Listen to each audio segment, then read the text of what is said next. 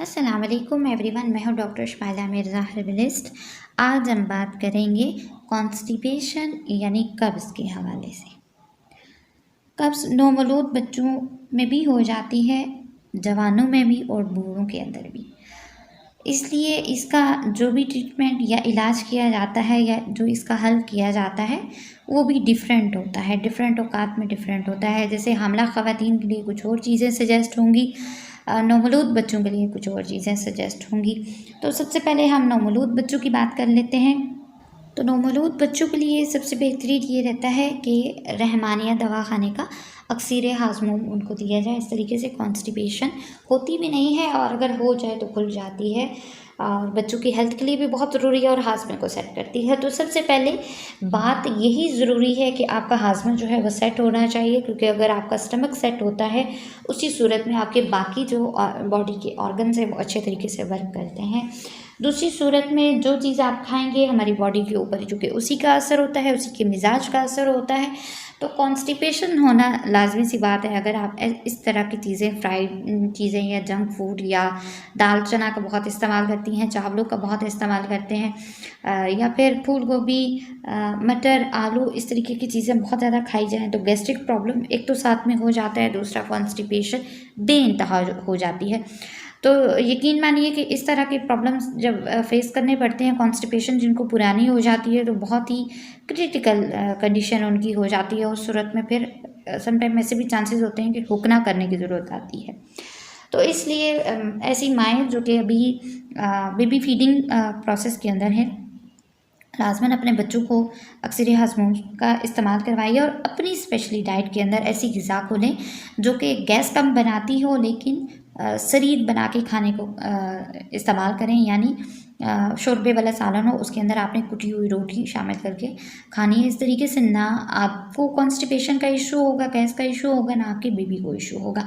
अब बात करते हैं रूटीन लाइफ के अंदर।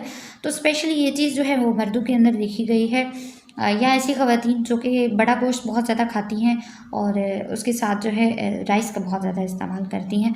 तो ये जो चीज़ें हैं जंक फूड वगैरह, इनसे लाजमन जो है कॉन्स्टिपेशन की तरफ तो आप जाएंगे ही।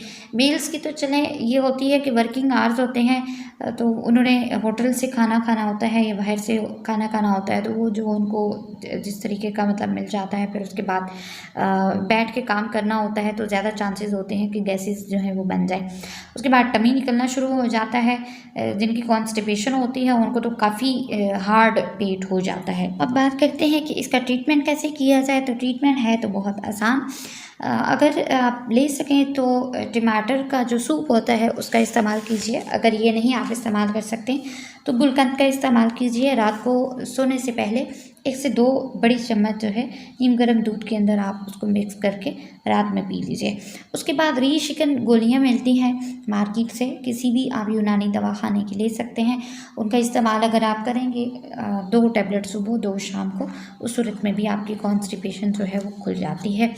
अगर घर की बात करें तो घर के अंदर भी आप इसको बना सकते हैं। एक छोटी सी चीज़ आपको बता देती हूँ जो कि न सिर्फ दायमी कब्ज़ के लिए भी फ़ायदेमंद है, इसके साथ साथ बवासीर के लोगों के लिए भी बहुत अच्छी है। जिनको बादी बवासीर होती है वो बेसिकली उसका जो मेजर जो उसका बैकअप होता है वो कॉन्स्टिपेशन यानी कब्ज़ ही होता है। सबसे पहले आपने क्या करना है कि हलीला स्याह यानी छोटी हरड़ आपने ले लेनी है 25 ग्राम, और इसी तरह से बादाम गिरी आपने 25 ग्राम ले लेनी है।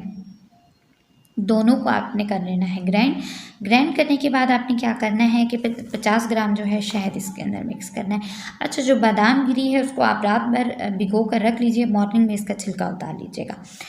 मिक्स करके आपने इसको शीशे के कंटेनर में रख लेना है। अब सुबह नाश्ते से पहले आपने ले लेनी है या नाश्ते के बाद, ये तकरीबन दिन में आपने 2 बार ही लेनी है, लेकिन 1 बड़ा चम्मच आपको लाजमनी लेना होगा रात को सोने से पहले, और सुबह नाश्ते के बाद आप इसको ले सकते हैं। ये बहुत ही अच्छी चीज़ है। इसके साथ साथ अगर आपने मज़ीद अच्छे तरीके से इसकी वर्किंग करनी है तो इंजीर का इस्तेमाल करिए। अगर इंजीर नहीं मिल रहा तो माजून इंजीर का आप इस्तेमाल कर सकते हैं। इसी तरीके से रोगने बादाम दूध के अंदर ले सकते हैं और इतरिफल ज़मानी का इस्तेमाल कर सकते हैं।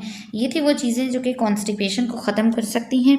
कॉन्स्टिपेशन ही ज़्यादातर बीमारियों की जड़ पाई गई है, इसलिए कोशिश यही करें कि कॉन्स्टिपेशन ना होने जाए।